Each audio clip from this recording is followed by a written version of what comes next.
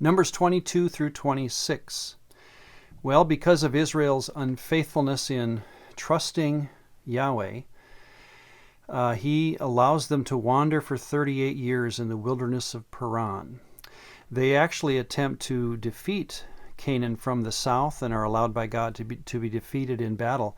So they decide to venture east. They ask Edom, can we go through your land? They don't allow it. So they go south and come from the south through Moab. They come into Ammon and actually defeat Sihon, the king of the Ammonites, in a battle. They go north and defeat Og. He is the king of Bashan. By the way, he's called in Deuteronomy 2 a Rephaim, who is related to the Nephilim.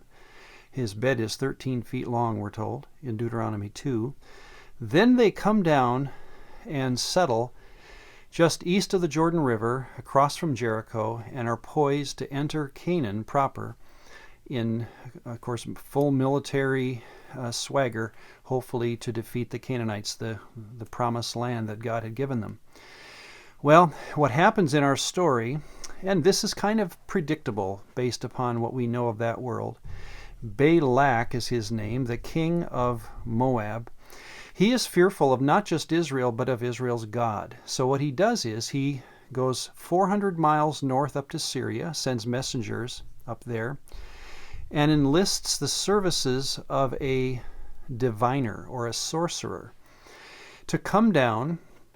His name is Balaam. In fact, he's very famous because he's even mentioned outside the Bible in an inscription we found where it says, Balaam, son of Beor, a seer of the gods. So apparently a very famous sorcerer, whose job, of course, in this military context, is not to curse the people as much as curse the God that these people follow. Well, this is where that comical story of Balaam coming south on his mule. The mule sees a divine being, Balaam doesn't, and they have this conversation, right, about why he's not moving. But as comical as the story is, the point of the story is, of course, very serious, and that is that Balaam is going to enlist the divine world in whatever way he can, whatever God he can, summon to curse the God of the Israelites. Well, of course, the story turns because Balaam says, much to Balak's chagrin, I can't say anything evil about these people. In fact, the most famous verse is in chapter 23, verse 21 and 23.